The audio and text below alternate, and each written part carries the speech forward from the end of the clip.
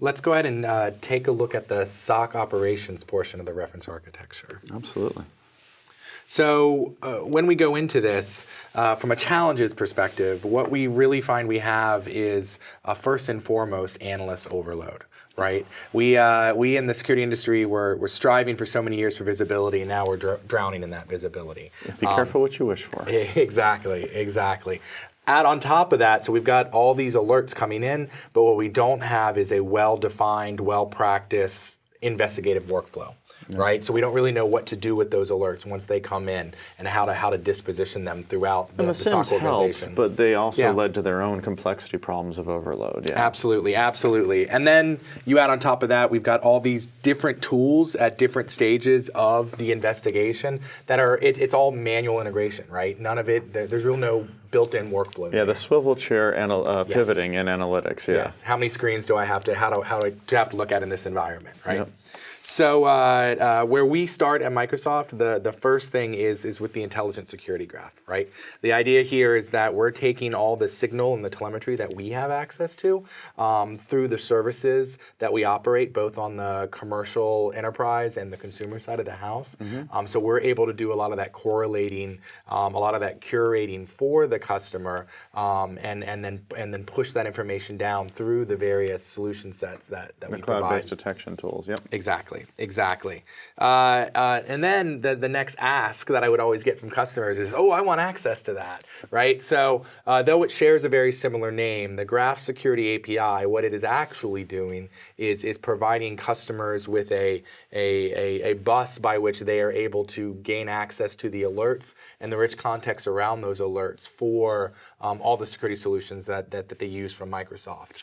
And on top of that, there's an ecosystem of third-party security vendors that can plug into that same Security Graph API, provide their alerts and context. And then in both cases, first party and third party, not only can we consume from, we can feedback to, right? We can see accounts attempting to be compromised from IP address over here. We can feed back through the Graph API a command to our firewalls, as an example, to block that those IP addresses at the edge of our on-prem network while they've already been blocked via the identity system.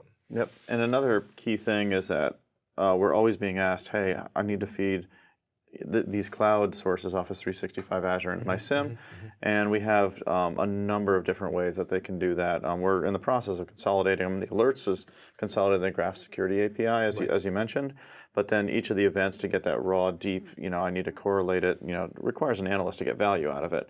But that piece is something that we support in all of our technologies. Absolutely. So the next thing is really the solving that investigative workflow problem. And what we have here, I like to kindly refer to as the APTs plus MCAS, right? So what we're doing here is we're really focusing on the various components of the ecosystem here, right? And we have tooling that provides signal, detective signal, but also tooling that provides preventative and protective controls across the cloud system. So we've got O365 ATP, right, protecting that collaborative edge. If something is missed there, we've got Windows Defender ATP on the endpoint. Yep. Thank you. And then where do the bad actors go next? They go from the endpoints, they try to move laterally, and so in comes Azure ATP. So not only do we cover across that estate, but they're connected and they talk to each other, right? That's such an important point because whenever I talk to our folks in our SOC that operate our own corporate IT SOC, they chose these tools because they work, right? And they work for them, and they have a very demanding environment because as a cloud provider, we end up facing almost every adversary on the planet. And the thing that was actually most valuable to them was not only the richness and depth, but that connection so that they can actually pivot. Okay, here's an email campaign. It got to the endpoint or it didn't. And they can pivot back, check the email, clean it up quickly, go to the endpoint, clean it up quickly. And within a matter of minutes, that campaign is shut down very effectively. And the adversary doesn't have time to continue laterally spreading and growing and making the incident bigger. So that ability to go quickly is just so critical with those specialized tools. Absolutely, absolutely. And then the last kind of piece of this puzzle is actually MCAS, right? Our cloud application security, cloud app security, excuse me. And often you think about that more in an information protection space, but what if the account is already compromised and the bad actor is doing something with it against a cloud service, right? So there's detections built into MCAS to see anomalous behavior, right? And it may be a max exfiltration of data, and so we can see that quickly, alert on it, and block that action in near real time. Yep. And we're also investigating automated remediation across all of those, Absolutely. so that you can investigate and shut the attackers down. Absolutely. The next piece of the puzzle is SIEM, and we recently announced our Azure Sentinel to take the signal from all these sensors, right, first-party sensors, but also take the signal from third-party sensors, right, and correlate those together from both a SIEM and a SOAR perspective, right. Yep. The real advantage here is first and foremost cloud-native SIEM technology, right. Yep. Built in the cloud for the cloud, as well as our hybrid environments. But the other great advantage here is in the tight first-party integration, as well as the advanced machine learning and AI that's applied to really correlate and bring both our first-party and our third-party sources together. Yeah, and I mean the thing that I like about this, I kind of think of this as like the Office 365 of SIEMs, because it's easy to set up, it's easy to scale, and you get all these advanced technologies, and they just kind of come magically by the cloud, because hey, guess what? There's a roadmap, and the things keep getting updated on a regular basis. I don't have to go and buy a bunch of storage for my SIEM or schedule a feature pack update or anything like that. And that's the thing I think is so powerful, because you get to leverage all of these great services in Azure for automation, for analysis, like you said, the machine learning UEBA, and it's just a part of the cloud. And so you get all of those great cloud benefits and the ability to just throw more data at it when you're ready for it. And as you can get data and then throw the analytics at it, I don't know, I'm excited about this. It's one of my favorite products. I know I definitely am too. And the final piece of this puzzle here is around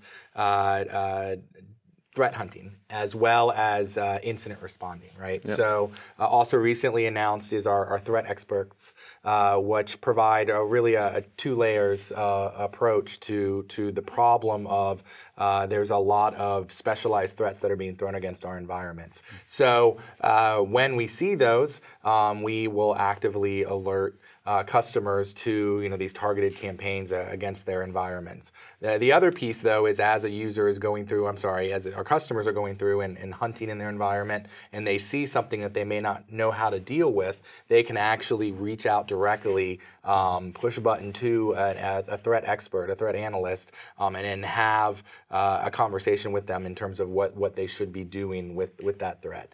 Phone a friend, if you will. Exactly, and because when I think about Microsoft's philosophy in this space, it's really about empowering people. We definitely want to automate out the toil and all the terrible tasks and the manual repetitive tasks, but you can never substitute human judgment, right? And so you want to make sure you're empowering the humans so you're getting the best out of them. And that's sometimes automation, sometimes that's access to an expert, and really focusing on that people side of it, through both the threat experts piece, but also, we have incident response teams that are available. When threat experts or the customer analysts come to the conclusion that this is a real incident that needs reactive support, we switch into a different mode. Yes. We switch into incident response and recovery mode and start leveraging the teams that are really specialized and expert in that. And so that's a huge piece of this as well, just making sure that our customers, analysts and experts are supported throughout their entire life cycle.